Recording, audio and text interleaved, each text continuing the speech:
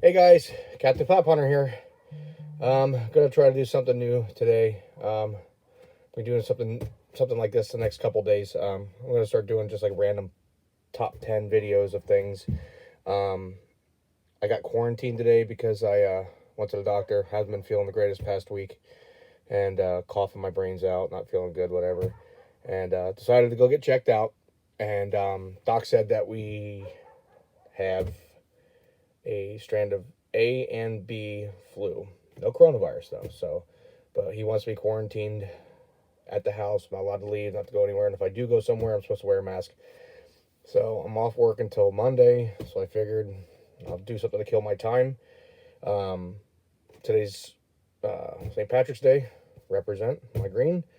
So I figured we do a top 10 of my favorite pops that are green. So I guess without further ado, we'll go through this here with number 10.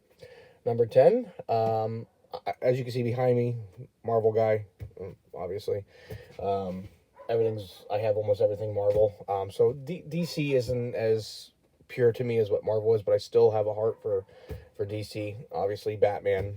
Everybody likes Batman. If you don't, I don't know what to tell you. I'm a Batman Green Lantern guy, so it kind of worked out that number 10 is actually the Dawnbreaker Batman. Like this spot for a couple reasons. Number one, two favorite characters in one. This is the first box that was black, so it kind of sticks out like a sore thumb, which was kind of cool. And just the pop itself is just really well done. So with that said, that's number 10 for this list. Number 9 is actually there's a soft spot for this character. He's made his mark in the MCU at this point here, so a lot of people like him because of that, or they like him because of the actor that portrays him, which is Tom Hiddleston. So, spoiler alert, it's Loki. But we have me and my old lady have a very, very soft spot for him. We like him to the point that she actually decided to name our daughter Lokina Sky. So she's named after Loki and Sky from Agents of S.H.I.E.L.D. So number 9 would be the original comic version MCC box of Loki. Just a really cool pop. I really like it when the 80th anniversary pops are really cool to begin with, but I love it when they do any pop that's old comic book, old school. It's always cool to see the new renditions of stuff too, and they do like these random ones, but you don't mess with the original. So got to go with number 9 on this guy. Number 8, I have a thing for villains. I mean, we got the Thanos here all the way up to the Gauntlet, so villains got a soft spot. So this villain here has been finally put in the MCU. I loved him in the comics. I loved him especially in the original Spider-Man game for PlayStation 1 back in the late 90s. But Jake Gyllenhaal killed it as number 8, which would be Mysterio. This particular Mysterio, I believe the other one here, yeah, okay, the other one's glow in the dark. This one's, they all have the same, like the triangles in their hands. I think the mini was different from GameStop, but this one being the light up one that came in the NCC's box, just such a cool pop. Second Marvel pop to be light up, which the first was the Walgreens Iron Man, but this one here is number 8.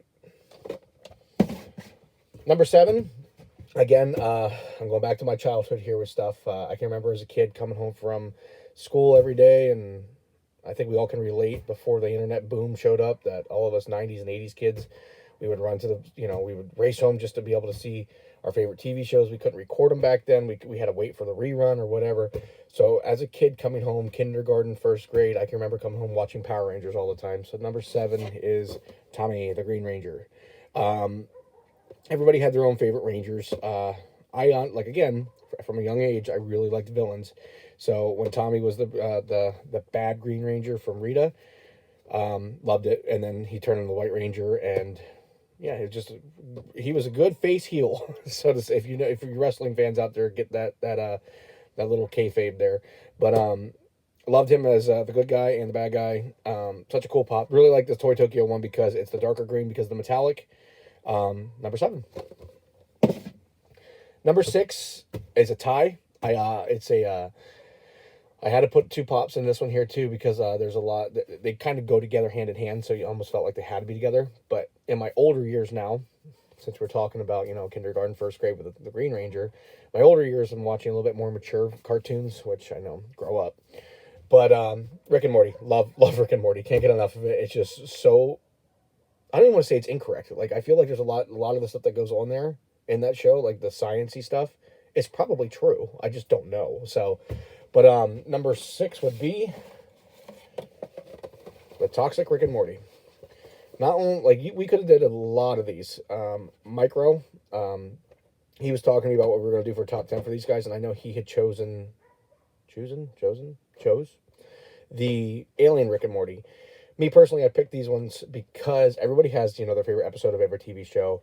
I know Pickle Rick is like up here when it comes to Rick and Morty. Season 3 was a blast. I do like Pickle Rick, but this is probably my favorite episode. Aside from when, the toxic Morty comes out of Morty, and Morty kind of talks like a douche, so to say.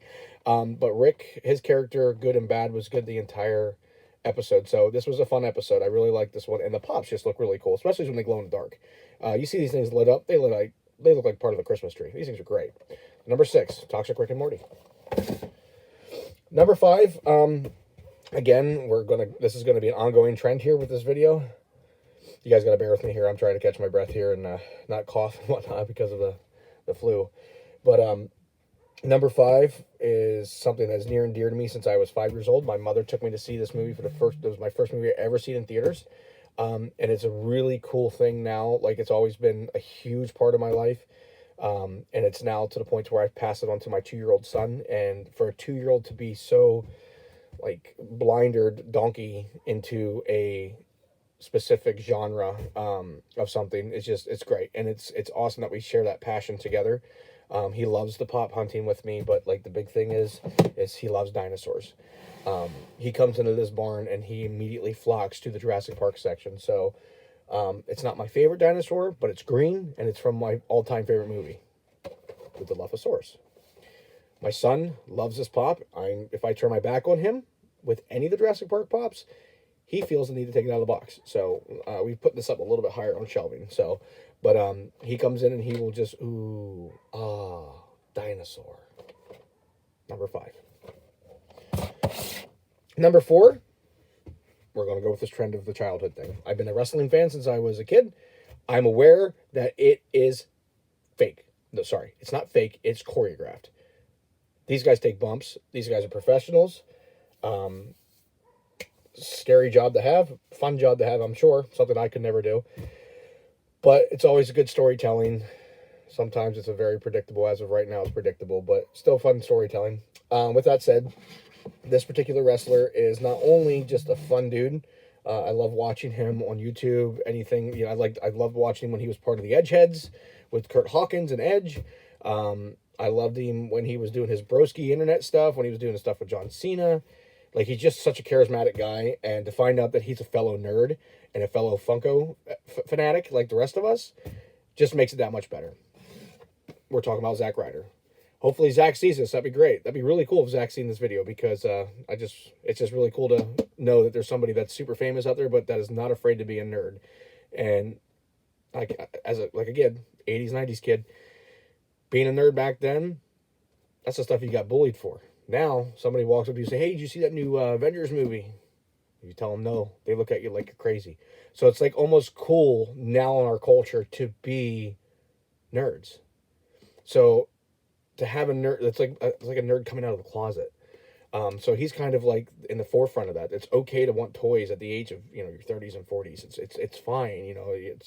It's cool to collect again. It's cool to be a nerd. So Zack Ryder's a pretty decent advocate for all of us nerds and, wrestling fans. But 500 piece count, green and purple tights, and the 500 piece Funko count from the Funko headquarters. Really cool pop to have. Back to Spider-Man. Spider-Man and Batman probably have the best villains. So number 3 is going to go to one of my favorite Spider-Man villains, and a pop that I'm so happy to have. I've had it twice. The first time I had sold my full collection and lost it. Never thought I'd get it back again, but I did. It's a piece count, 300 piece count, and it absolutely lights up like a Christmas tree, and it's beautiful, bright green, and you know we're talking about the ECC 2016 300 piece count Green Goblin. Love the Green Goblin. Loved William Dafoe's portrayal. I know we all thought he looked like a Power Ranger in the movie. It was still fun. It was 2000. It was 1999, 2000, 2001 when that movie came out. So for that time, 19 years ago, pretty solid stuff. So still one of my favorite villains, and honestly one of my favorite pops in the barn. Number 3. Number 2. We're just, like I told you, I'm going to just sound like a broken record here. We're going to go back and back and back and back to 1984. I was born in 87, so the first time I seen this movie, I loved it, and I still do to this day.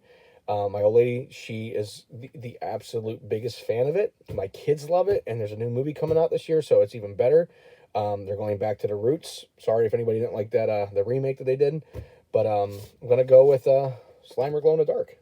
Again, something that lights up like a Christmas tree, really bright green, and it's one of my favorite characters of all time, based off of John Belushi. Doesn't look anything like him like they supposedly say he did. But Slimer was such a cool character. I can remember as a kid racing down, certain aisles of the supermarket to get Ecto Cooler. I remember having a backpack on my back and a bowling pin as my proton back and my wand. So it's really cool to have something that is as genuine to my childhood. So Slimer, Glow in the Dark, 2,500 piece count, Ghostbusters. My number 1, this pop, I just love it. It could be any rendition of this particular pop because there's a couple variants of it, but this is one that made sense to be a 10-inch pop. And I know a lot of us were kind of like, some of us are with the 10 inches, some of us aren't. Me personally, I think some of them make sense. Some of them is getting like you're beating a dead horse Funko. We don't need 30 different Deadpools that we already have every single pop for that for. This pop particularly made sense to make.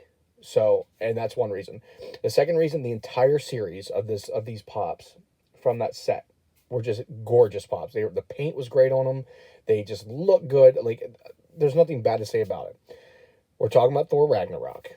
And Taika Waititi, that man he brought Thor back to life, and the color scheme of that movie, the tone of that movie, everything about that movie was just flawless.